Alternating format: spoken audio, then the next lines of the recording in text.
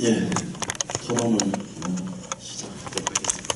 과실령 포럼위원장 안현실입니다. 일단 총선이 끝나고 나서 이 원격 의료 부분과 관련해서 당, 정, 청에서 이렇게 담론들이 지금 터져 나오고 있고요.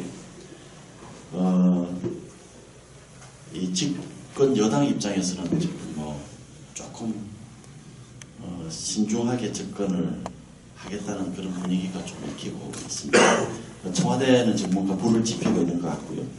정부 쪽에 관련된 부처에서는 좀 적극적으로 움직여 보겠다는 그런 태도가 나타나고 있습니다. 그렇지만 아직 여러 가지 조금 혼돈스럽고요.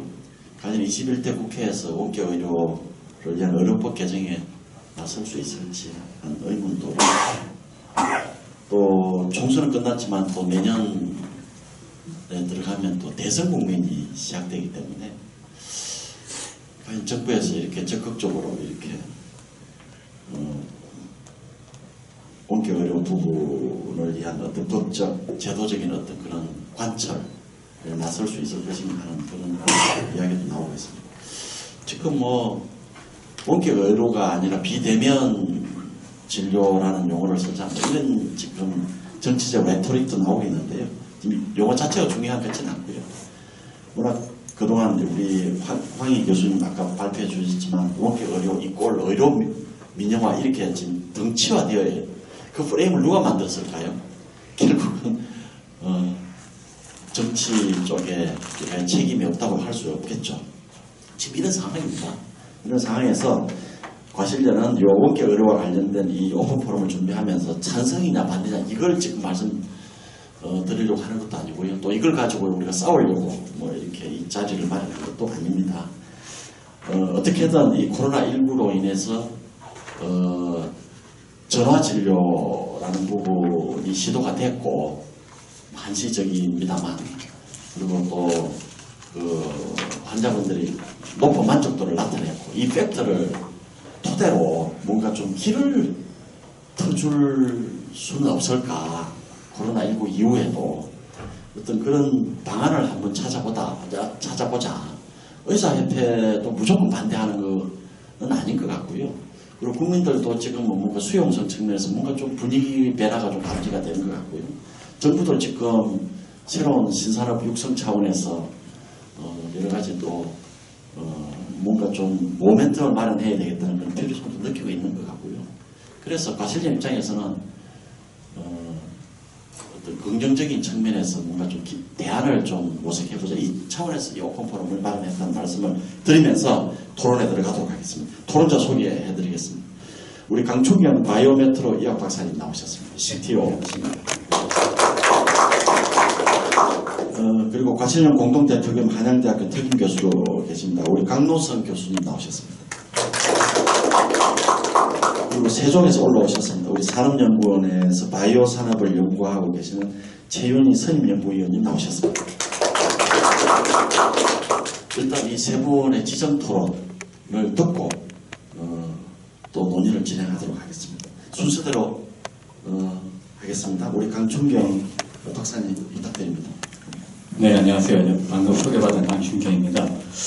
예, 저는 사실 천안 쪽에 있는 대학에 있다가 제가 핀란드에 한 25년 이상 좀 왕래를 하면서 그게 이제 이 친구 교수가 개발한 이 진단 기술을 가지고 지금 작은 스타트업을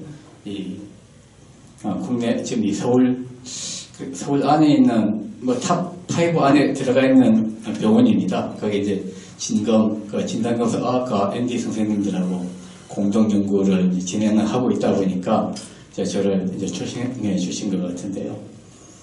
저는 있는 원격 의료에 대해서 이렇게 찬반 아까 말씀하신 그런 또 중요하지만 우리가 지금 있는 팩트를 좀 정확하게 보고 하자. 그런 면을 좀 말씀드리고 싶어서 이 자리에 나왔습니다. 그러니까 지금 이 칼에 좀 비유를 하고 싶은데요. 칼은 잘못 쓰면 이게 살인 무기가 되지만은 또 이게 수술실에서는 아주 중요한 이 수술용 메스가 되지 않습니까? 근데 한쪽에서는 이 칼, 그래, 이 원격 의료를 소위 이제 그 사회단체, 특히 이제 진보진영 쪽에, 그쪽에서는 아까 황희 교수님 말씀하신 것처럼 무조건 공공의료를 해치는 이 의료 민영화로 가는 지름길이다. 또 이렇게 말씀하시고, 또 이제 한편으로는 또 의사협회에서는 특히 이제 그 작은 병원들, 1차 진료 쪽 그 소규모 의원들 다 문 닫게 하는 거 아니냐 해서 이제 대규모 집회를 몇 년 전에 했죠. 예도에서 혈서까지 막 쏟아지면서. 근데 이 양쪽 다 이 원격 의료를 일종의 그 사람 죽이는 칼로 보시는 게 아닌가. 근데 저는 이 사람 살리는 수술용 메스가 사실은 이다. 이렇게 말씀드리고 싶습니다.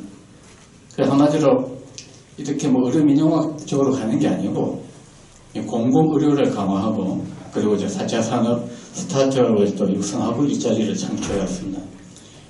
그런 어떤 좋은 툴로 봅니다. 그리고 사실 이번에 이제 우리 코로나19로 전 세계로부터 이제 찬사를 받고 있지만 아까 황 교수님도 말씀하셨지만 지방에는 이 공공의료가 상당히 부족하죠. 그리고 어떤 대형병원으로 다 몰리면서 소위 제가 일산에 사는데 그 암센터 부근에 모텔들이 많습니다. 거기 1박 2일, 2박 3일, 일주일씩 이렇게 지방에 와서 그 진료를 받고 계세요. 이거 참 문제이거든요. 그러니까 저는 이런 문제를 원격 의료로 좀 해결할 수 있지 않겠느냐 이 보고요. 좀 이런 걸 어떻게 할 거냐. 저는 이번 기회에 어떤 목적 지향적인 어떤 법 제도를 만드는데 한시적인 어떤 조건을 걸고 공공의료 강화하고 어떤 이 4차 산업 육성 그리고 일자리 창출이라는 이런 정책을 일단 추진했으면 좋겠습니다. 그래 양쪽에서 반대하는 그러니까 사회단체에서 반대하는 그리고 이제 의사협회에서 반대하는 그 각각에 대해서 이제 한 가지씩 좀 말씀을 드리고 싶은데요. 한쪽에서는 이제 의료 민영화로 가는 수단이다. 그러니까 이걸 개인정보를 또 특히 대재벌 그냥 다 아시니까 삼성 같은 데서 주어갖고 어떤 상품을 팔아먹는 수단이 될 것이다. 다들 이렇게 이제 말씀하시는데 한마디로 좀 거칠게 이야기하면은 기승전 삼성이에요. 예. 정말 상상력이 너무 좋은데 너무 엉뚱한 데로 가시는 것 같아요. 근데 사실 의료 민영화 보면은 지금 전 세계에서 의료 민영화가 최고 잘 된 나라가 미국 아닙니까? 근데 아까 말씀하셨지만 이번 코로나로 가장 엉망이 된 나라가 지금 미국이고요. 오늘 통계를 보니까 지금 140만 명이 감염이 됐고 9만 명이 사망을 했어요. 근데 이렇게 지금 이 망가지고 있는 모습을 뻔히 다 국민 모두가 보고 있는데 이런 원격 의료 하나로 정말 의료 민영화가 될 수 있을까요? 그리고 한다고 해도 또 민주당이 지금 180석이나 차지하고 있는데 할 거냐 이거죠. 또 나중에 또 정권이 바뀐다 쳐요. 그럼 국민들이 그걸 용납을 할까 이겁니다. 아마 또 광화문 또 가득 찰 거예요. 가서 촛불로 그냥 하면 또 뒤집을 겁니다. 근데 지금 이렇게 원격 이꼬르 원격 의료는 곧 의료 민영화다. 이거는 제가 그냥 좀 거칠게 또 말씀드리면 그냥 옛날에도 반대했으니까 지금도 반대한다. 이 정도가 아닌가. 근거도 없어요. 오히려 저는 이렇게 시민단체 좀 권하고 싶은데 이번 기회에 이를 공공의료로 강화하는 방향 그리고 또 지방에 이렇게 무너지고 있는 이 공공의료기관을 더 좀 키우고 살리고 이런 쪽으로 원격 의료를 이용하자. 이렇게 진보적 어떤 사회단체가 오히려 더 주장을 해야 되지 않느냐.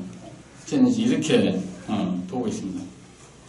그리고 이제 또 하나가 이제 의사협회에서 의뢰하시는 그 1차 진료기관도 소규모 의원들이 다 문을 닫을 것이라고 하는데요.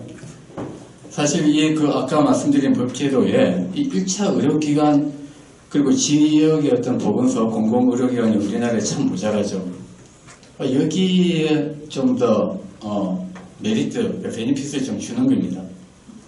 그래서 초진을 거기서 무조건 하게 하고요. 아까 황 교수님, 저도 이제 그 대형병원 안에 있는데 환자 1인당 3분이잖아요. 대형병원 그 이익 구조상 그럴 수밖에 없는데, 근데 1차 진료기간 동네 의원들은 3분 이상 다 봅니다. 그죠? 그러니까 그런 데서 원격 진료를 하게 하고, 특히 이제 일본 가깝게 보면은 참고로 일본은 2016년도에 이제 원격 의료를 전국적으로 확대를 했고, 현재 전국민 의료보험제도에 포함을 시켰습니다. 그리고 개인 부담이 30%고요. 그런데 전부 다 하는 게 아닙니다. 이쪽에 지금 기술 개발을 하고 있지만은 지금 그 가능한 어떤 이 진료 가능한 질병들이 몇 개 안 돼요. 원격 진료로. 정말 무슨 암을 진단할 수 있다. 모든 암을 피 한 방울도 할 수 있다.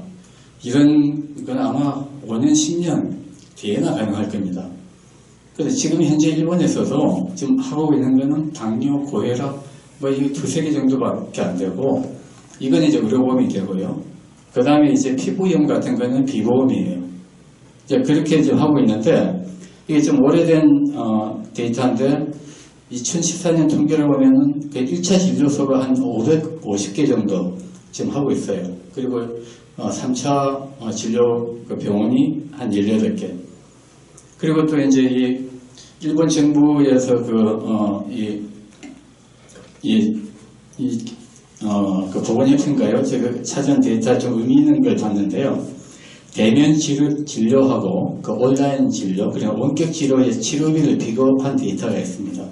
그걸 고혈압을 대상으로 해서 이제 본 건데요.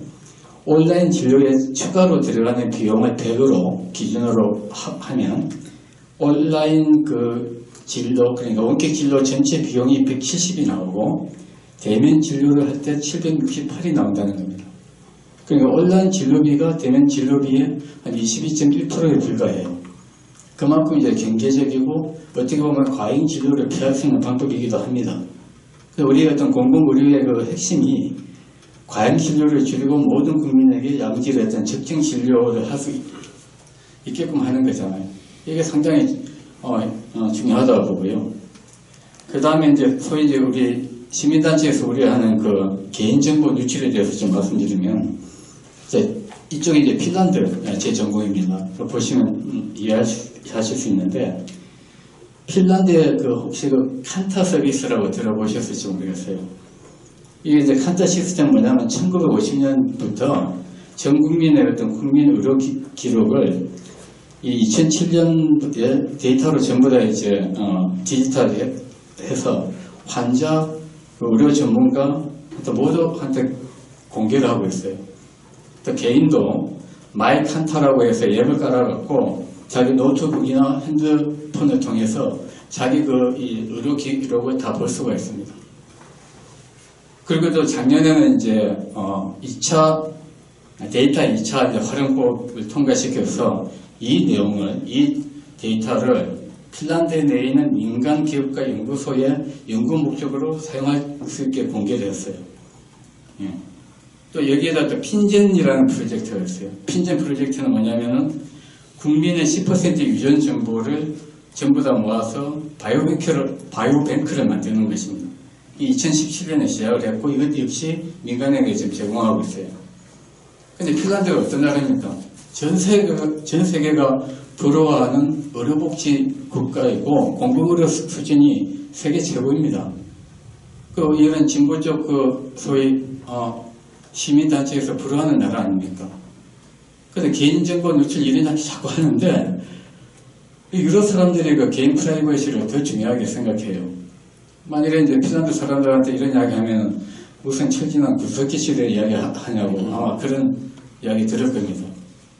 근데 사실 핀란드도 좀 늦었어요. 제가 2000년대 중반에 아이슬란드에 몇 번 이제 다녔는데 거기 인구가 20만이 좀 되는데 그게 전체 성인의 혈액의 한 한 13만 명 됐는데 13만 명의 혈액을 다 뽑아갔고요. 한 기업에 주었어요. 그 회사가 디코드라는 회사인데 하버드 의대 이제 교수가 만든 회사예요. 여기 이제 정밀 의료 하시는 분들은 다 아실 건데요. 제가 거기 좀 잘 다녔습니다.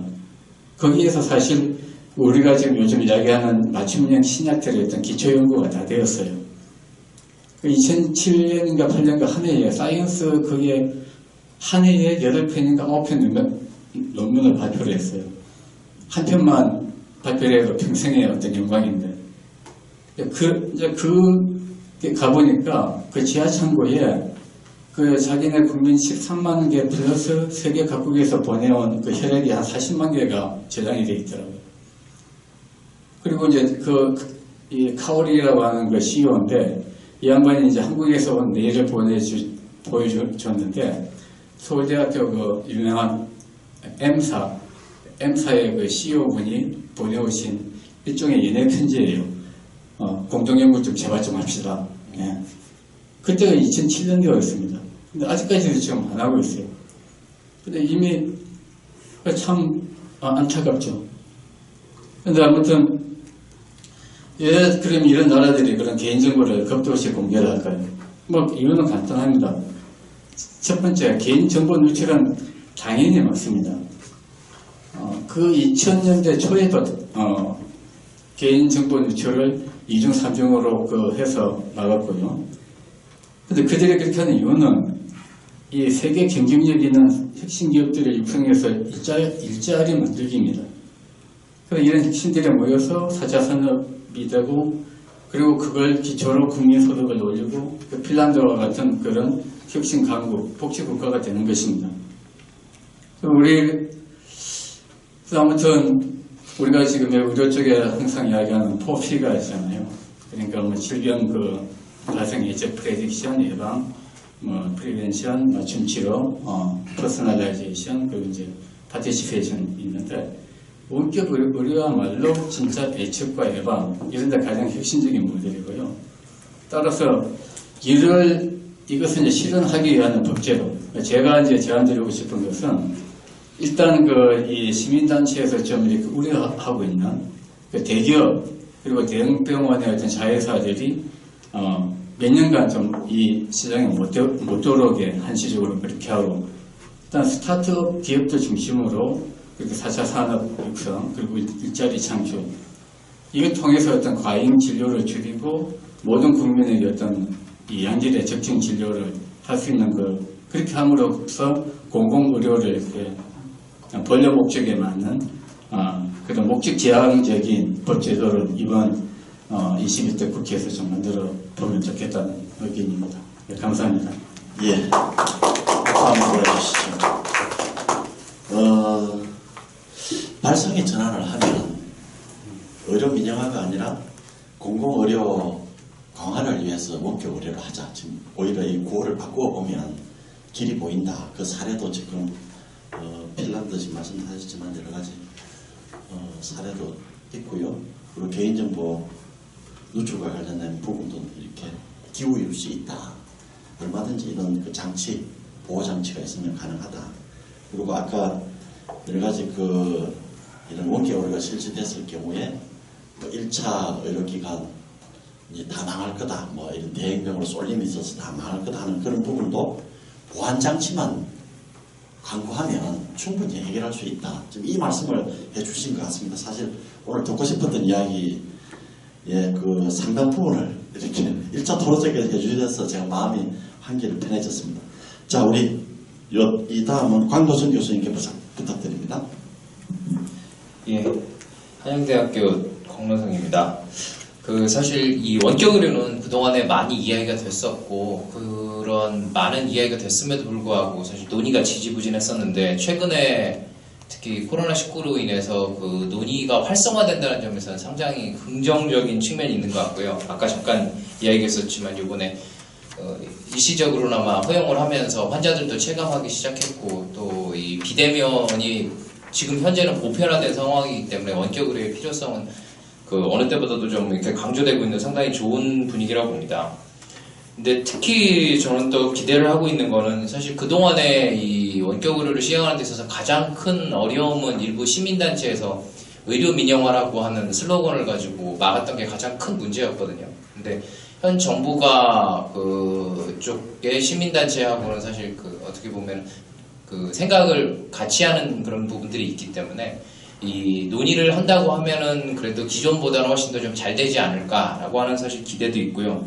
다만 이제 우려도 좀 있기는 합니다. 어떤 부분에서 우려가 있냐면 의사단체나 의사들하고 현 정부하고의 갈등이 굉장히 심한 걸로 사실 알려져 있거든요. 그게 이전 정부하고는 또 다른 측면이 있고, 특히 현 정부는 약사는 좀 우호적인 관계, 의사와는 다소 좀 적대적인 관계를 형성하고 있는 것으로 알려져 있습니다. 예를 들어서 급여 인상률 같은 경우에도 약국 쪽이 의원보다는 훨씬 더 이번 정부 들어서 좀 높게 받았고요. 그 전에 다른 코로나19 관련해서 대응하는 과정에서도 상당히 갈등을 빚었기 때문에 그런 부분에 있어서는 사실 좀 넘어야 될 벽이 있는 것 같고요. 그러면 이번 기회에 이 원격 의료를 어떤 식으로 논의를 해야 이게 좀 성공적으로 좀 잘 해서 우리가 한 발자국 나갈 수 있을까?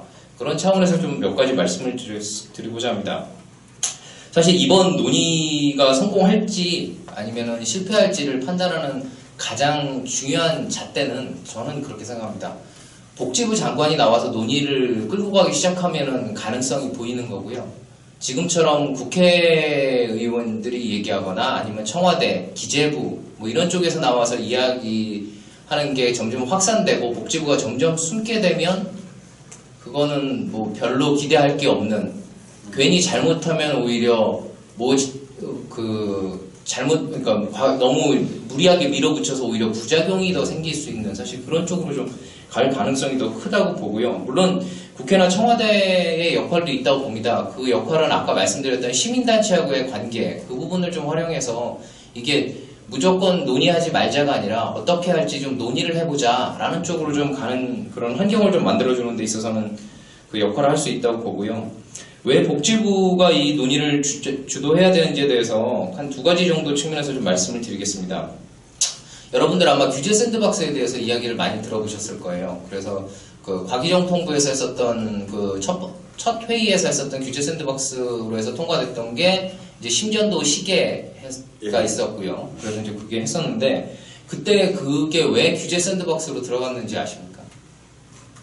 그 이유가 뭐였냐면 규제가 불명확하기 때문에 규제 샌드박스를 해야 된다는 거예요. 규제가 불명확하면 그 해당 부처가 규제를 명확하게 해주면 되거든요. 이게 맞다, 아니다. 지금 이거는 법에 따라서 할 수 있다. 이거는 법에서 명시적으로 언급한 거 없기 때문에 그건 하고 싶으면 해도 된다. 이게 나와야 되는데 그게 명확하지 않은 거예요. 그러니까 그게 불명확하다고 해서 그럼 그 책임을 갖다가 사실 기업에 돌린 거거든요. 그리고 그 기업에서 하고 있는 그 심전도 그 시계는 식약처에서도 승인을 받은 거예요. 근데 그 기기 자체는 기능을 하는데 어떤 규제가 불명확하다고 해서 지금 계속 어떻게 보면 이제 미지의 영역으로 들어간 거거든요. 그 사장님은 그 대표님은 굉장히 기대를 가지고 사실 하고 계시지만 제가 보기에는 좀 어려운 상황으로 들어갔다고 봅니다. 언제 그 상황에서 벗어날지는 솔직히 알 수가 없다고 저는 보고요. 원주에서 지금 원격 의료도 하고 있다고 하는데 그것도 사실 하고 있는지 없는지도 명확하지 않아요. 작년이었나요? 그때 이제 이슈가 되면서 하고 있다라고 해서 중기부에서 발표하고 했었는데 그 다음에 구체적으로 어디서 누가 하느냐라고 하는 부분에 대해서는 이거는 내부적 갈등의 소지가 있다고 해서 사실 공개를 하지 않은 걸로 알고 있고요. 그런데 그런 상황에서 이제 다시 원격으로 얘기가 나오니까 다시 그쪽에 그 문제가 있었던 거를 개선하겠다고 해서 어젠가 오늘인가 또 보도자료가 나왔어요. 그래서 이게 한다고는 했는데 진짜 하고 있는지, 그래서 어떤 거를 하고 있는 건지 사실 그런 부분들이 명확하지 않거든요. 그럼 왜 그런 현상들이 생기냐면 결국 그거에 대해서 전문성을 가지고 있고 판단할 수 있고 최종 권한을 가지고 있는 건 복지부인데 그 규제 샌드박스 제도라고 하는 것 자체가 중기부나 과기정 통부에서 사실 주관해서 이렇게 운영을 하거든요. 그러다 보니까 복지부 입장에서는 한번 해보세요 정도까지 하고선 뒤로 그냥 물러나 버립니다. 그러면은 사실 잘 모르는 과기정 통부 중기부에서 이제 그 공무원들이 여기저기 물어봐가면서 또 이렇게 시도를 하거든요. 그러다가 안 된다고 해서 이제 청와대에서 얘기하면은 그때 복지부가 잠깐 들어가서 좀 이렇게 조정해주고 다시 빠지는 식으로. 그러니까 그렇게 하다 보니까 사실 거기 참여하는 기업들만 고생하고 있고 실제 진도는 나가지 않는 사실 그런 상황이고요. 이 원격 의료가 사실 이슈가 아까 우리 황희 센터장님께서도 말씀해 주셨지만 상당히 복잡합니다. 그래서 사실 우리나라 같은 경우 그냥 원격 의료 그거 그냥 하면 되는 거 아니냐 이렇게 쉽게 얘기하고 그러다 보니까 용어도 원격 의료라고 하는 게 사람들이 좀 부정적인 것 같으니까 우리 요번에 비대면 의료로 바꿔볼까요? 사실 이런 정도로 해서 지금 얘기가 되고 있는 상황이거든요.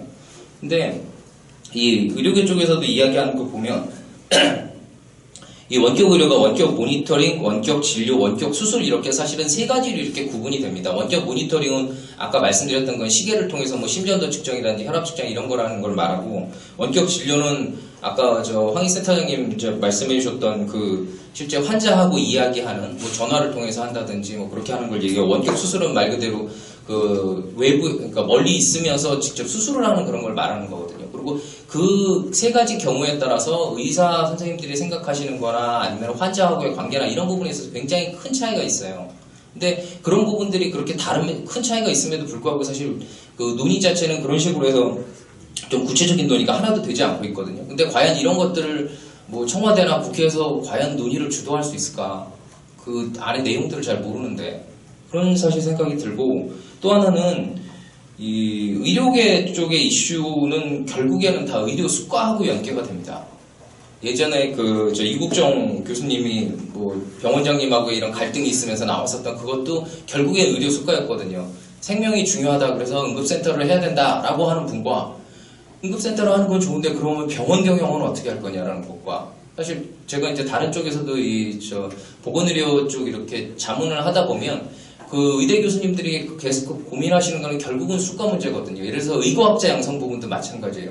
의과학자를 양성하고 그 사람들이 거기서 의료 R&D를 하는 건 좋은데 그러면 그분들이 병원에 있으면서 과연 그 병원 경영에 어느 정도 어떻게 기여를 할 것이냐. 그분들이 그 과학을 하겠다고 해서 빠지면 그분들이 해야 되는, 그러니까 어떻게 보면 채워야 되는 그런 비용은 누가 이거를 감당할 것이냐. 그럼 결국 동료가 또 해야 되는 거 아니냐. 이런 식의 얘기들로 계속 가거든요. 그래서 결국엔 이런 문제들이 복합적으로, 그러니까 종합적으로 좀 이렇게 검토되지 않으면 이 또한 상당히 넘어가기 어려운 그런 문제이고요.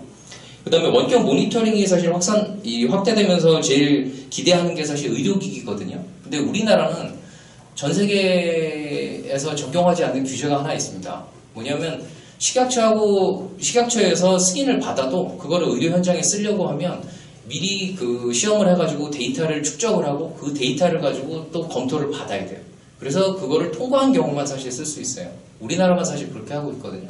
그래서 사실 의료기기 산업을 어떻게 보면 활성화시키는 게 원격 의료의 중요한 목적 중에 하나일 텐데 정부 입장에서 보면 신의료기술 평가라고 하는 제도가 함께 이렇게 검토되지 않으면 결국에는 뭐 의료기기를 쓸 수 있도록 하지만 국내에서 개발된 의료기기는 못 쓰게 되고 결국 외산 의료기기들이 다 이제 채워가는 그런 식으로 사실 갈 가능성이 높고요. 그리고 요 논의를 하는 데 있어서 저는 제일 중요한 거는 아까 이제 복지부가 나서야 된다는 거 하나 말씀드렸고 또 하나 중요한 거는 결국에는 의사 선생님들이 진료를 하시는 데 도움이 된다고 보거든요. 그러니까 제가 요 관련된 이야기를 어디 가서 말씀을 드렸더니 이제 학교에 계시는 분께서 그런 얘기를 하시더라고요. 어쩌면은 학교에서 일어나는 일하고 같냐. 요번에도 이제 우리가 코로나19 때문에 어떻게 보면 온라인 교육을 지금 하고 있잖아요. 근데 그거를 하는 데 있어서 선생님 예전부터 계속 얘기가 됐었지만 안 됐던 가장 큰 이유는 기술이 없어서가 아니거든요. 근데 교육 현장에 계시는 선생님들이 그거에 대해서 필요성을 느끼지 않고 그 자체를 별로 하고 싶어 하지 않으세요. 지금은 어쩔 수 없이 이제 상황이 닥쳐서 지금 하고 있지만 사실 이거를 대하는 그 태도 자체도 굉장히 다르거든요. 이거를 통해서 애들에게 좀 더 잘 가르칠 수 있겠다라고 접근하시는 분들도 계시지만 이거를 어떻게 해? 라고 해서 대학 같으면 그냥 리포트만 계속 내준다든지 아니면 초중등학교 같은 경우에는 EBS 가서 봐 이런 식으로 해서 오히려 또 이 교육을 안 하는 쪽으로 교사 개인 입장에서는 그런 쪽으로 가는 경우들도 많거든요. 근데 결국에는 교사가 움직여야 교육이 되는 것처럼 이 원격 의료도 결국 의사 선생님들이 움직이고 그분들이 필요성을 느껴야지만 사실 이게 의료 현장에서 쓰여지고 그 다음에 환자들한테 도움이 되는 거거든요. 그리고 이런 것들이 충분히 논의가 되지 않으면 그래서 의사 선생님들이 그거에 동의하고 그거를 신뢰하지 않으면 제도적으로 이렇게 열린다고 해서 될 거라고 보이진 않아요. 오히려 정말 그 정직한 선생님들은 그 환자를 오라고 얘기를 할 테고, 그게 아닌 분들은 계속 전화 받아가면서 쉽게 처방해주는, 그래서 그런 분들은 처방료를 챙기고 뭐 여러 가지를 하는 그런 쪽으로 사실 굉장히 악용될 소지가 크거든요. 그렇기 때문에 이 의사 선생님들이 좀 더 그 하시기 좋은 쪽에 초점을 두고 정부가 좀 논의를 해야 되지 않나. 지금처럼 그냥 의사는 이거에 대해서 반대하고 있으니까 저 사람들은 나쁜 집단, 이 국민의 이해관계하고 반대되는 집단, 이런 식으로 해서 구도를 만들어가서는 이 진도도 못 나갈 뿐만 아니라 설령 그 규제가 풀린다고 하더라도 우리가 기대하는 효과를 거두기는 상당히 어려울 거라고 생각합니다. 예, 이것으로 제 토론 마치도록 하겠습니다. 예, 고맙습니다. 굉장히 중요한 대목을 말씀을 하신 것 같습니다. 복지부, 지금 사실 복지부가 굉장히 지금 어정쩡한 상태로 지금 머물러 있고, 다른 데서 지금 변방에서 지금 막 어떻게 보면 북을 울리는 식의 지금 그런 상황인데, 예리하게 지적을 해주셨고요.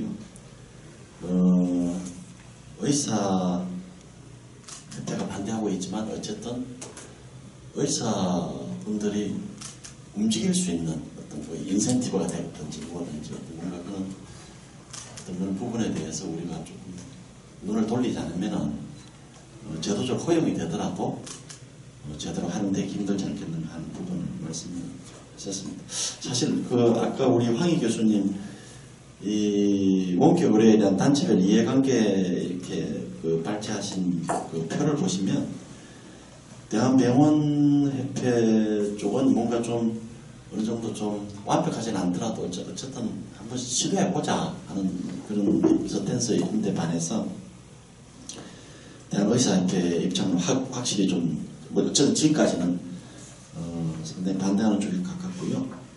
그리고 한의사협회도 원래는 유사했는데 최근 뭐 의사협회와 관계가 안 좋아졌는지 또는 뭐 다른 여러 가지 이유가 있는지 한의사협회는 우리 할 용의가 있다, 이런 식으로 지금 최근 입장 변화가 나타나고 있고요.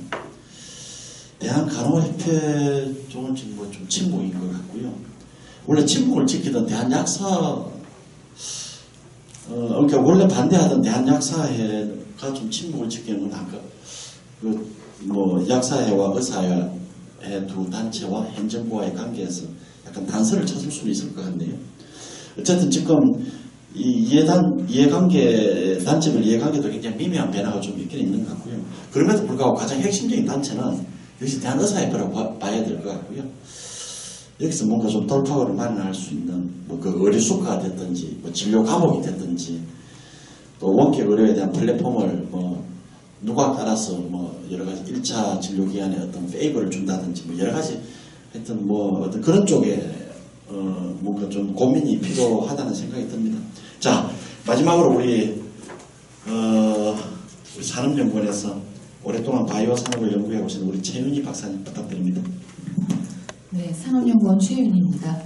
저는 사실 그 의료산업을 선진화해야 된다라고 20여 년 전부터 이야기를 했고, 이런 원격 의료에 대한 각종 정책의 디자인을 좀 개입을 해왔는데 너무 오랫동안 지지부진하다 보니까 조금 지쳐있는 그런 사람입니다.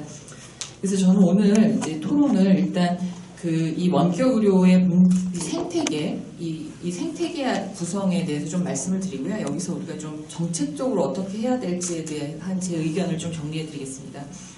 우선 최근에 이제 디지털 트랜스포메이션을 해야 된다. 그래갖고 코리아 한국형 뉴딜 정책 속에 이제 비대면 의료 서비스라는 말을 사용하기 시작했습니다. 뭐 앞서도 말씀하셨지만 비대면 의료 서비스가 원격 의료입니다. 원격 의료를 포함하는 것이 비대면 의료 서비스니까 사실 뭐 이제 지금부터는 우리가 용어를 바꿔서 뭔가 넘어갈 수 있는 상태는 아니기 때문에 그건 좀 명확히 하는 게 좋겠다, 이런 생각을 하고, 또 하나는 우리나라의 어떤 사회적 선택의 시간이 다가왔다고 저는 생각을 합니다.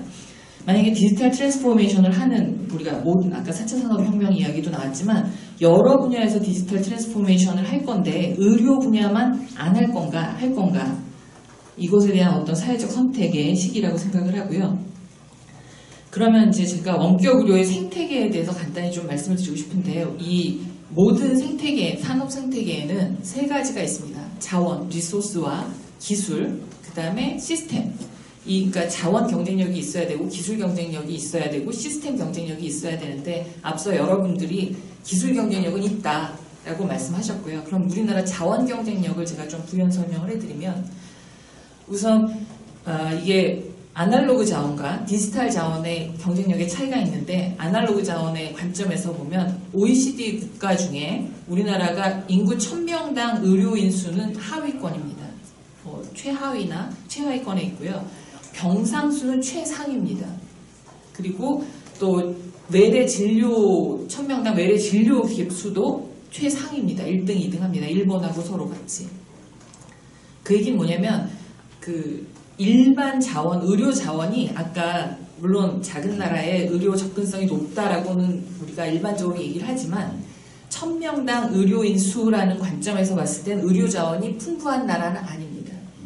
하지만 다시 말씀드리면 병상 수와 기기 장비의 경쟁력은 세계 1위입니다. 그리고 데이터 경쟁력, 그러니까 온라인 경쟁력을 보면 데이터 부분에서도 약간의 이제 안 맞는 부분이 있는데 양적인 관점에서는 건강보험공단에 있는 우리 진료 기록이라든가 이런 데이터 경쟁의 양은 세계 1위입니다. 근데 이 데이터에 대한 액세서빌리티는 여러 가지 법제도 문제와 그런 것 때문에 최하위입니다. 그럼 결국 우리는 자원 경쟁력에서도 양면을 갖는다. 기술 경쟁력은 디지털 트랜스포메이션에 충분한 경쟁력이 있다. 그럼 시스템 경쟁력을 보면 시스템을 구성하는 이해 당사자가 공급자, 수요자, 조정자 이렇게 보시면 됩니다. 공급자는 아까 말씀하셨던 의료 공급하는 의사 선생님이나 이제 이런 분들이고요. 수요자는 일반 국민입니다. 의료의 서비스를 받는. 그리고 조정자는 정부입니다. 근데 이 세 이해 당사자 안에서도 굉장히 갈등이 있습니다.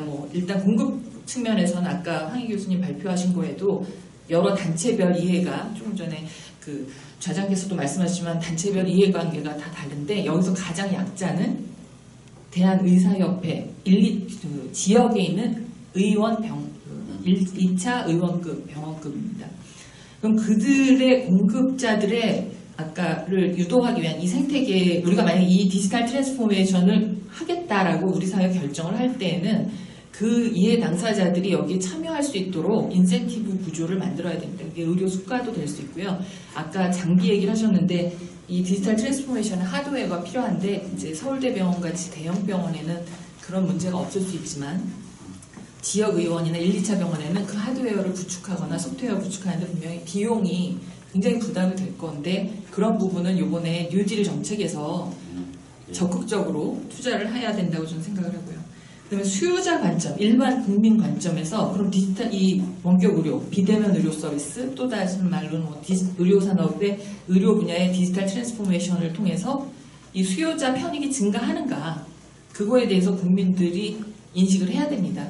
근데 저희 연구원에서 작년 하반기에 국민 인식 조사를 했습니다. 이 부분에 대해서. 근데 의외로 우리나라 국민들이 굉장히 아까 디지털 리터러시가 높기 때문에 의료 정보를 선한 의도로 공유하고 이런 그런 디지털 기술을 활용한 어떤 의료 서비스를 받는 것에 대한 인지도는 70% 내지 80% 정도로 굉장히 높은데 도리어 자기의 의료 정보가 얼마나 가치 있는가에 대해서 인식하고 있는 분들은 도리어 한 30% 정도 되는 걸로 나타났습니다. 그래서 저는 이 수요자 관점에서 정부에서 국민의 인식을 제고하고 그리고 이게 진짜 경제적 효과뿐만 아니라 이 비대면 의료 서비스가 경제적 효과만의 목표가 아니라 복지 향상 효과가 있다는 걸 국민 인식을 제고하는 정책 노력이 필요하다 이런 생각을 하고요.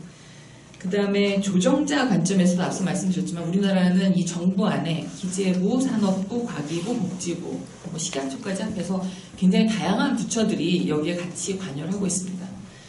근데 그 부처 간에도 갈등이 있습니다. 예를 들면 과기부나 산업부 같은 경우는 기술 혁신을 가지고 사회경제적 효과를 극대화하는 데 정책을 쓰다 보니까 기술의 투자가 너무 많이 더 이상 할 필요 없다고 생각하실 정도로 영국 시범사업과 각종 R&D 과제를 합니다. 그러면 거기서 나온 기술적인 성과가 바로 사회경제적인 효과를 나타내면 좋은데 그 사회경제적인 효과를 나타내는 것을 컨트롤하는 곳이 바로 복지부와 식약처 여러 이제 의료법을 하는 이제 국회도 있겠죠.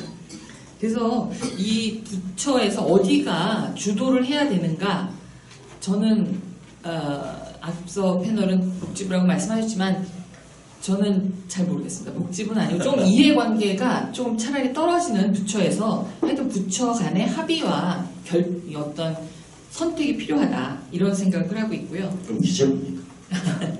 그건 하여튼 뭐 하여튼 뭔가 컨트롤을 할 만한 중립적인 위치에서 국가적 편익 그리고 국민의 복지가 효과가 극대화되는 방향이 무엇인가, 그리고 여기에 참여하는 공급 이해 당사자들이 최대한 피해받지 않고 같이 살아남는 이런 이 생태계, 의료 생태계를 만들 수 있는 거를 중재할 수 있는 모더레이터가 필요하다라고까지만 말씀드리겠습니다. 그리고 앞서 이제 몇 가지 이 비대면 의료 서비스 또는 원격 의료에서 예상되는 문제점으로 얘기하시는 것들이 있는데, 발표하시는 내용 중에 이제 만약 의료 사고 가능성, 이 부분은 이제 에비던스가 필요하다고 하시지만 우리나라가 이쪽에 시범 사업을 30년을 했거든요. 30년을 넘게 했는데 지금까지 이 각종 시범 사업에서 의료 사고가 얼마나 났는지, 어떠한 그 오류들이 있었는지 그런 것들에 대해서 다시 한번 점검해보고, 이 의료사고 대면에 비해서 비대면일 경우에 나올 수 있는 의료사고의 가능성과 그걸 방지할 수 있는 그런 모델을 만들 필요가 있겠다고 생각을 하고요. 또 하나는 그 고가, 아까 말씀드렸지만 그 지역의 의료 공급자들이 어떤 새로운 하드웨어나 소프트웨어에 대한 투자에 대해서 요번에 공공 부분에서 지원을 하는 정부 지원 정책이 필요하다. 그런 게 생각이 들고, 또 하나는 또 근본적인 시스템. 그러니까 단순한 일회적인 어떤 하드웨어나 소프트웨어 지원이 아니라 인센티브나 의료 수가나 이 시스템을 같이 살아나갈 수 있는 그런 인센티브 시스템을 해야 된다, 이렇게 생각을 하고, 또 하나는 대면 진료 대비해서 이제 의료 품질이 낮을 것이다라는 걱정이 있는데, 이 부분도 저는 기술적으로 해결할 수 있다고 생각합니다.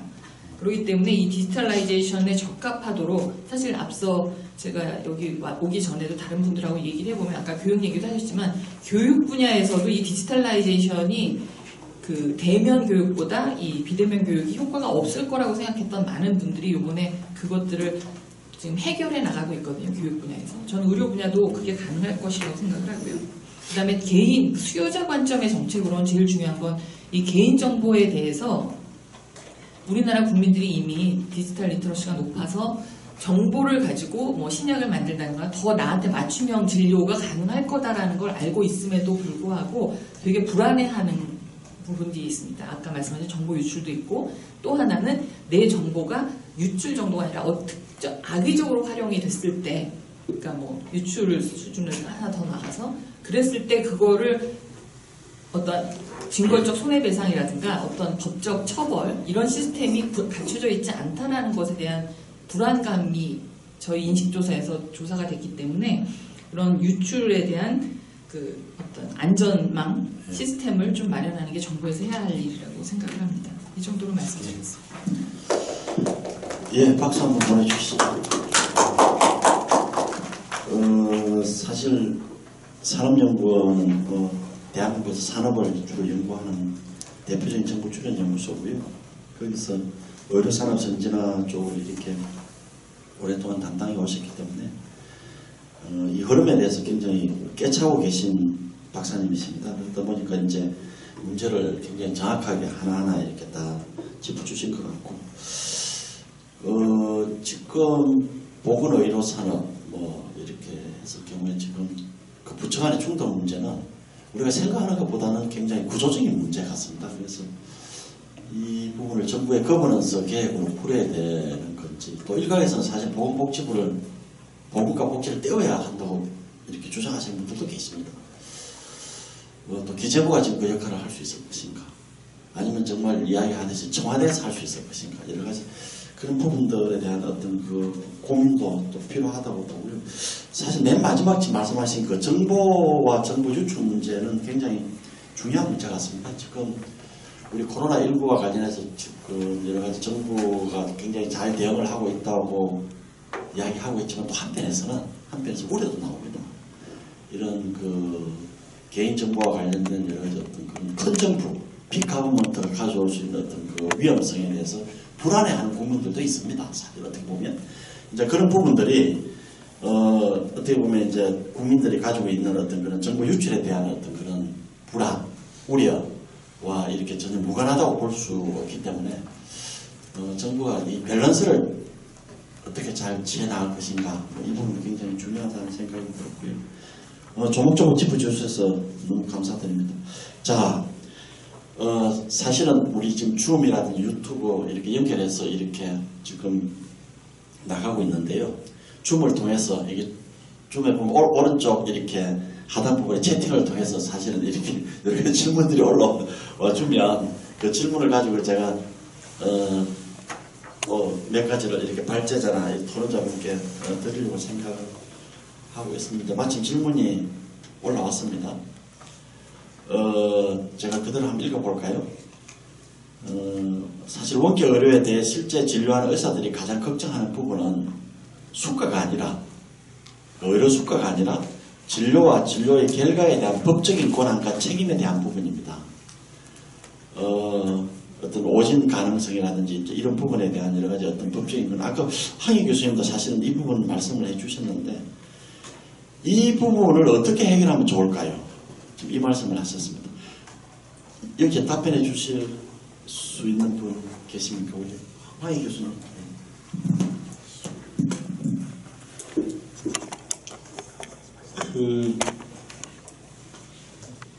제가 말씀드리고 싶은 것 중에 하나는 원격 진료를 저희가 전선을 넓혀서 별로 해결이 난망해지지 좋을 게 없어서, 그러니까 우리나라 사회에서 의료의 오진에 대한 스탠스가 어떤지를 먼저 생각을 해야 되는데, 예를 들면 이거는 뭐 원격 진료든 AI든 어떤 기술이든지 항상 부딪히는 문제인데, 오진이나 혹은 실수했을 때 그 허용 범위에 대한 게, 그러면 의사나 일반 의료를 아주 컨벤셔널한 프로세스로 지금처럼 대면 진료를 했을 때 과연 의사들이 오류를 사회가 얼마나 지금 허용하고 있냐.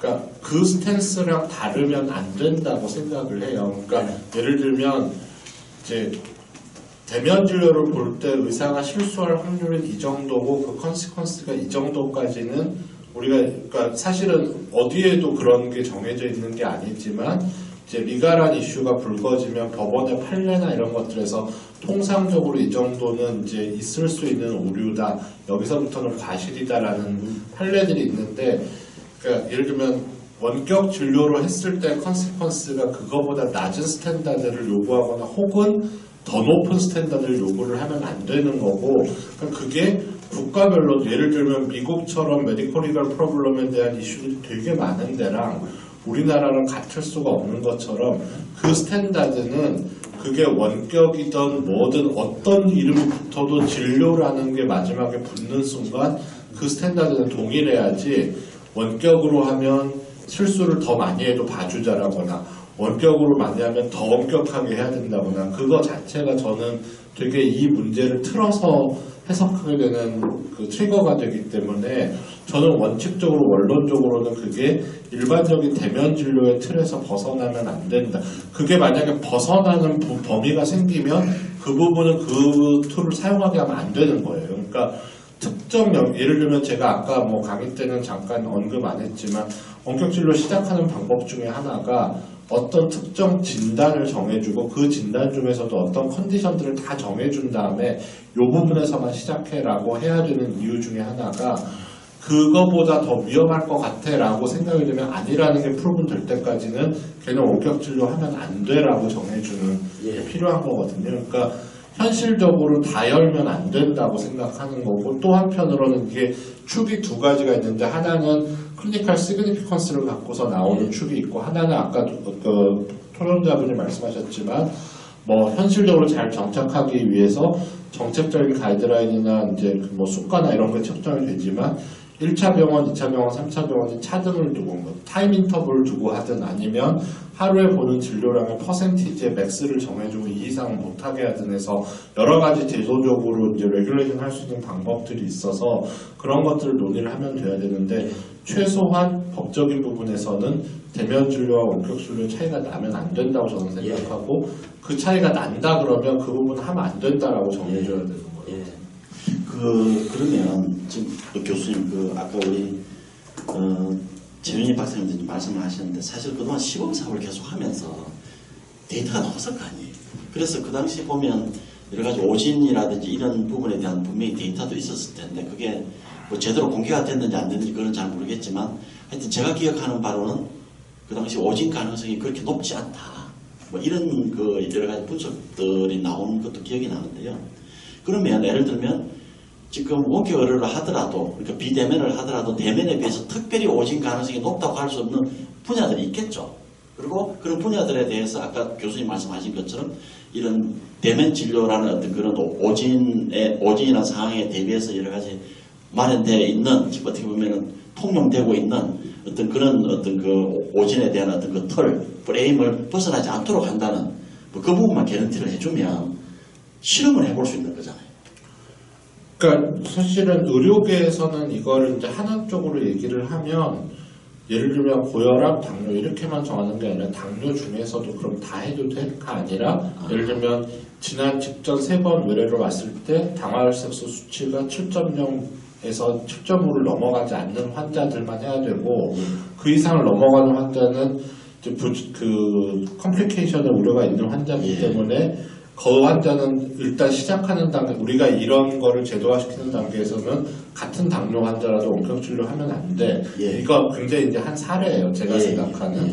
그런 식으로 한 질환 안에서, 그러니까 뭐 이 질환은 되고 이 질환은 안 되고 보다 훨씬 더 뎁스를 내려서 그 질환 안에서도 지난 뭐 최소한 2년 이상 한 의사한테 외래를 최소한 6번 이상은 대면 진료로 본 환자여야 되고 조건을 걸 때 그 중에서도 마지막 검사 결과들 3번을 봤을 때 뭐 혈당은 어느 이상, 뭐는 어느 이상 이렇게 조절되는 환자만 데리고 해봐. 그렇게 해서 1년이나 2년을 하고 그 결과를 대면 진료 결과랑 놓고 봐서 이번에는 이 기준을 조금 내려도 되겠다. 이런 식으로 거의 5년, 10년에 걸쳐서 할 생각을 하고 해야지 당뇨는 다 해봐. 그러면 당뇨 보는 의사들은 결사반대하죠. 고혈압은 다 해봐. 고혈압 환자 중에 제일 무서운 게 그 중에 일부가 예를 들면 뭐 심정지 혹은 스트로크 이런 걸로 쓰러지는데 그 리스크들을 저희가 알고 리스크 어세스라는 걸 하거든요. 그러면 같은 고혈압이더라도 지난 3개월간 병원에 와서 쟀던 혈압이 얼마에서 잘 컨트롤되는 환자들만 해야 돼. 뭐 혈압이 왔다 갔다 들쭉날쭉 한다거나 뭐 CK 레벨이 얼마 이상 나온다거나 마지막 심전도에서 이런 소견이 보였다거나 하면 그 환자는 그 만성질환, 텔레 캔디데이트가 되면 안 돼라는 그런 상세한 가이드라인들을 정해주고서 질환별로도 다 나눠서 해야지 그냥 고혈압에 일본 사례를 드셨지만 일본이 사실 되게 빨리 우리나라보다는 빨리 애먹었지만 이제 원격 진료를 시작했다고 돼 있지만 사실 잘 안 돼요. 잘 안 되는 이유가 고혈압 당뇨에 이러니까 안 되는 거거든요. 그리고 의사들도 참여 잘 안 하고 그다음에 숙과 보존 프로세스도 별로 없고 그렇기 때문에 일본 사례는 어떻게 보면 저희가 저렇게 하면 망하겠구나라는 걸 배우는 사례지 일본은 잘하고 있는 사례는 아니고 뭐 잠깐만 하나만 더 말씀드리면 저는 전선을 넓혀서 물론 결국 다 연결되긴 하겠지만 이 비대면 혹은 원격 진료는 대면 진료의 대체제로서 시작을 시키는 게 저는 맞지 그렇기 때문에 대면 진료에서 벌어질 수 있는 문제가 어떤 게 벌어지면 모르지만 대면 진료를 해서 저희가 병원 내에서 쌓는 정보에 개인 정보들이 다 올라온단 말이에요. 근데 비대면 진료는 그거 없이 진료를 보란 말이야? 라고 얘기를 해야지 결국은 대면 진료든 비대면 진료든 현행 의료 시스템화에서 쌓이는 데이터는 나중에 다 빅데이터나 데이터 AI 이 측면에서는 개인정보를 어디까지 보호할 건가는 그 다음에 다른 이슈지 이거를 이슈를 다 섞어가지고 한꺼번에 다 얘기를 해서 뭐 그게 해결이 되면 사실은 빅데이터, AI, IoT, 뭐 클라우드 다 풀리는 거거든요. 그거의 한 축으로 대면 진료를 접근하면 해결이 절대로 안 돼서 쓸데없는 적을 만들 필요가 없고 이거 대면 진료만 갖고도 너무 복잡한 이 디스커션 포인트가 있기 때문에 좀 세그멘테이션을 시키려는 노력은 필요하고 그렇게 해서 생기는 결국은 이제 대면 진료의 한 대체제로서 비대면 진료를 바라보고 굉장히 그러니까 실망스럽더라도 열심히 하신 분들은 실망스럽더라도 굉장히 많은 조건들을 걸어서 이 정도면 진짜 안전하겠구나 이런 걸 해야 되고 정보 바디에 대해서는 제가 이게 옳다고 얘기하지는 않지만 결국은 헬스케어에 IT가 계속 개입을 하게 되면서 기존의 복지부, 기존의 과기부나 기존의 상무부 이런 입장에서 컨트롤이 안 된다는 걸 알거든요. 예를 들면 이제 미국 같으면 거기서 하는 일들은 좀 다르지만 ONCT라는 게 약자가 이제 Office of National Coordinator for Healthcare Information Technology예요. 그러니까 의료의 보건복지 서비스에 들어가는 IT 테크놀로지를 여러 부처가 니네 너무 복잡하게 맨날 싸우고 되네 안 되네 그러니까 대통령 직속기구를 만들어 놓고 우리가 코디네이션 해줄게 하는 게 ONCT거든요. 그러니까 일부에서 뭐 예를 들면 그런 특별기구 같은 게 있을 수도 있어서 뭐 복지부가 하는 거나 뭐 산업부가 하거나 혹은 과기부가 하는 게 이제 좀 어렵다라고 생각하는 이제 우리나라의 경우에는 그런 뭐 대통령 직속기구, 뭐 권한과 이 힘을 가진 뭐 대통령 그런 모더레이터가 필요할 수도 있겠다 그런 생각을 지금 교수님 굉장히 우리가 주목할 내용들을 두 가지 말씀하셨는데 일단은 어쨌든 지금 의사들 지금 이 오프라인 쪽에서 여러 가지 일종의 도메인 날리지들이 또 도메인 날리지라는 부분이 이쪽으로 어쨌든 충분히 거기서 가이드라인을 끌어내지 않으면 그러니까 뭐 당뇨다, 뭐 고혈압 이 정도가 아니고요. 상당히 인뎀스하게 도메인 쪽의 그 난리지를 어떤 난리지에서 가이드라인을 끌어내지 않으면 이렇게 쉽게 이 비대면 진료 쪽으로 가기가 굉장히 좀 어려울 수도 있겠다. 그런 디테일화가 필요하다는 그 말씀 굉장히 주목할 만한 부분이고요. 그리고 조금 전에 또 우리 한희 교수님 뭔가 비대면 진료가 대면 진료의 대체제로서 어떤 갈 정도의 어떤 그런 수준 지금 이 조건을 말씀을 하셨거든요. 이거는 사실 지금 또 다른 이런 의사협회에서 나오는 또 그 의견 중에 하나는 비대면 진료는 대면 진료의 보완제 개념으로 봐야 되는 거다. 어떻게 보면 대면 진료를 원칙으로 하고 그걸 어떤 카플리멘터리한 차원에서 봐야 된다는 이제 의견도 있는데 제가 볼 땐 두 의견이 충돌하는 게 아니라 어떻게 보면 이게 결국 비대면이 대면 진료의 어떤 대체 정도의 어떤 수준을 가려면 뭔가 어떤 카플리멘터리한 그 관계 속에서 뭔가 계속 이렇게 뭔가 축적이 될 필요가 있다고 보면 뭔가 이렇게 두 의견 다 상당히 의미가 있다는 저는 생각이 들었습니다. 하여튼 여러분도 참고를 하시고요. 지금 조금 전에 아까 의료 수가 문제가 아니라 오진 여러 가지 진료와 진료의 결과에 대한 법적 권한과 책임에 대한 부분이다. 지금 이 채팅에서 오르는 질문과 관련해서 우리 지금 또 이제 토론을 해주신 세 분 중에 맨 처음 이렇게 해주신 우리 강충경 박사님께서 또 한 말씀 이렇게 하시겠답니다. 예. 네, 우리 황 교수님께서 너무 정확하게 설명해 주셔서 제가 더 뭐 추가할 건 없을 것 같은데요. 그런데 오지는 뭐 제가 알기로는 대면 진료든 뭐 진료만 보면요, 뭐 원격 온라인이든 간에 어떤 기술적인 게 좀 키라고 봅니다. 물론 이제 의사 선생님들의 어떤 오랜 경험으로 쌓인 그런 이 노하우와 어떤 그 판단이 가장 중요하지만은 결국 현재 어떤 주로 이제 원격으로가 지금 되고 있는 게 주로 이 고령화 사회에 접어들면서 만성 질환 쪽으로 당뇨나 그런 고혈압, 아까 말씀하신 뭐 CK 같은 그런 것들을 이제 어떻게 모니터링을 하느냐, 그精밀도와 정확도를 어떻게 이제 이 파도업을 하느냐, 그게 이 원격으로서 얼마큼 커버를 할 수 있는가, 그것도 상당히 중요하다고 보거든요. 그게 이제 기본이 뭐 돼야 되는데, 예를 들어서 이제 지금 당뇨만 보더라도 저도 당뇨 환자인데요. 보통 이제 석 달이나 넉 달에 한 번씩 갑니다.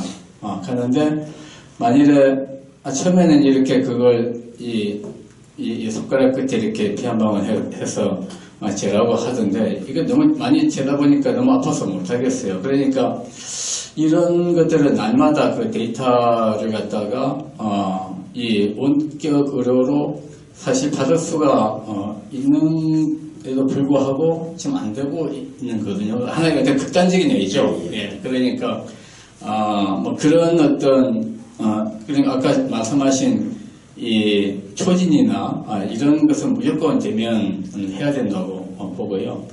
그 다음에 이제 아까 그 시스템적인 거에서 1차 병원에서 이제 3차, 4차 이렇게 가는데 1차 병원에 만일에 어떤 그 베네핏을 먼저 주고 이렇게 하게 되면은 결국 1차 병원에서 풀 수 없는 거는 결국 3차 병원으로 이렇게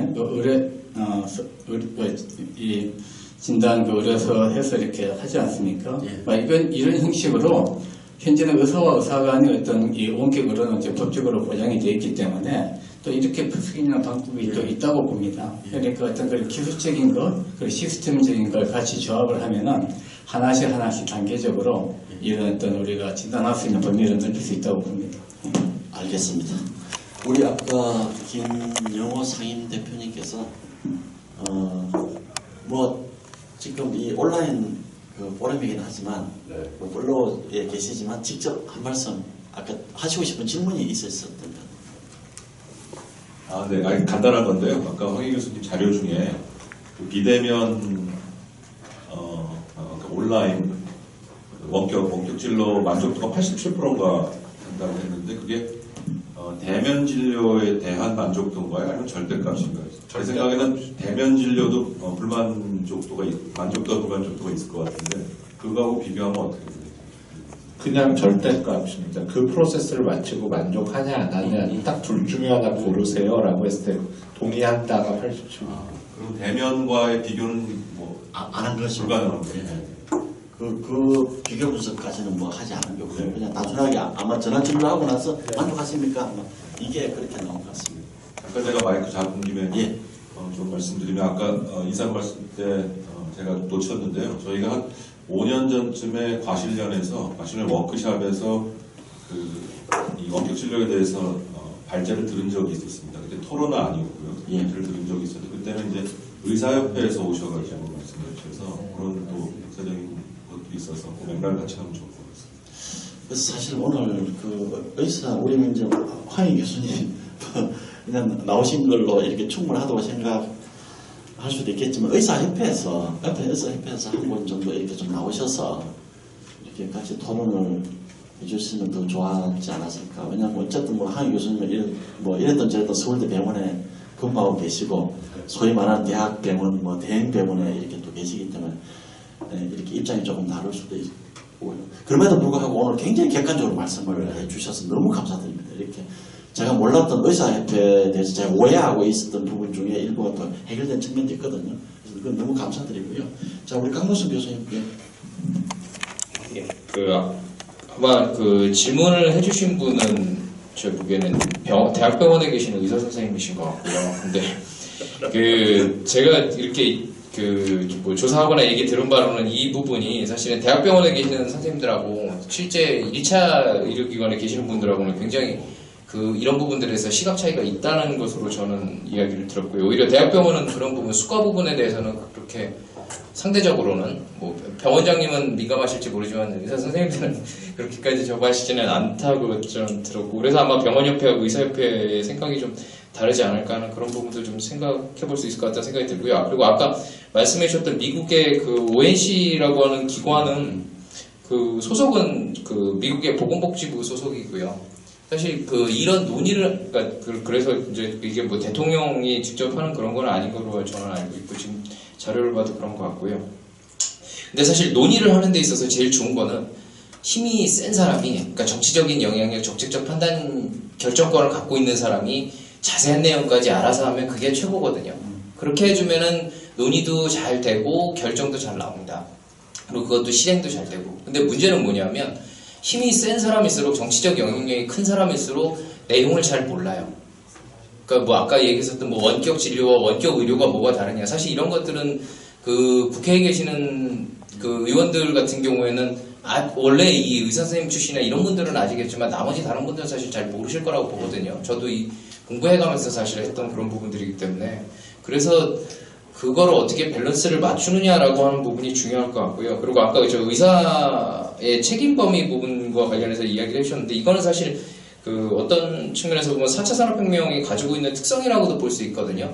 의사가 의료기기를 활용한 데서 어떻게 할 거냐, 원격 의료를 어떻게 하느냐라고 하는 부분도 있지만 또 다른 측면에서 보면 우리 자율주행차 있잖아요. 자율주행차도 1단계부터 5단계까지 가거든요. 5단계 가서 완전히 운전대 없이 간다라고 하면 운전사의 책임은 없어요. 그쪽에는 뭐 딱 해놓고 나면 그냥 타면 가는 그런 식으로. 만일 사고가 나면 그거는 그 차를 생산한 데서 아니면은 그 정부, 그러니까 지자체하고의 관계에 있어서 그렇게 해결해야 되는 그런 쪽으로 가겠지만, 그 전 단계로 가면 결국에는 우리가 고속도로 가서 뭐 크루즈로 놓거나 아니면 앞차하고의 거리를 이렇게 맞춰서 가도록 하건 간에 궁극적인 책임은 사실은 운전하는 분한테 있는 거거든요. 그래서 아마도 뭐 의료 쪽은 훨씬 더 좀 복잡할 거라 생각하고 분쟁도 굉장히 복잡한 걸로 알고 있는데, 기본적인 접근은 아마도 그렇게 되지 않을까. 그거는 아까 우리 황희 센터장님 말씀해 주셨던 거하고도 그 괴를 같이 하는 거 아닌가 하는데, 좀 이해를 돕기 위해서 뭐 사례를 좀 말씀드렸습니다. 예, 고맙습니다. 우리 정희 박사님 혹시. 예.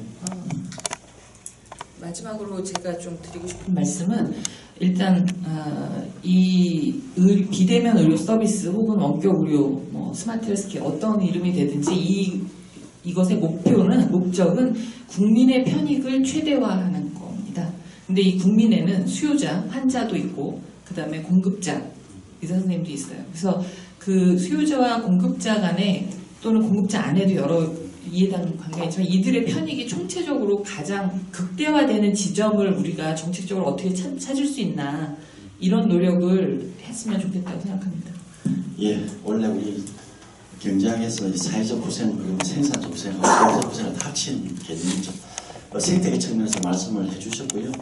어쨌든 코로나19로 인해서 한시적으로나마 이런 전화진료 그리고 여러 가지 약 처방까지, 물론 그 시작의 동기는 병원 내 감염을 이렇게 막기 위해서 이렇게 출발을 했지만, 굉장히 좋은 정말 어떻게 보면 지금까지의 시범사업과는 다른 굉장히 좋은 케이스를 남겨준 것 같고요. 거기서 나온 자료들도 굉장히 의미가 있고, 그래서 어쩌면 국민들께서 원격 의료에 대한 여러 가지 어떤 시각, 또 관점, 또 실제로 어떤 그 체험, 경험하시면서 나오는 어떤 그런, 나오면서 여러 가지 밸류에 대한 어떤 그 평가, 이런 부분들이 달라지고 있다는 이 사실 자체가 어쩌면 이 스테이크홀더들이 한 자리에서 앉아서 뭔가 어떤 대안을 정말 한번 찾아보자고 이렇게 모일 수 있게 하는 어떤 그런 기반을 만들어내고 있는 게 아닌가 하는 생각이 듭니다.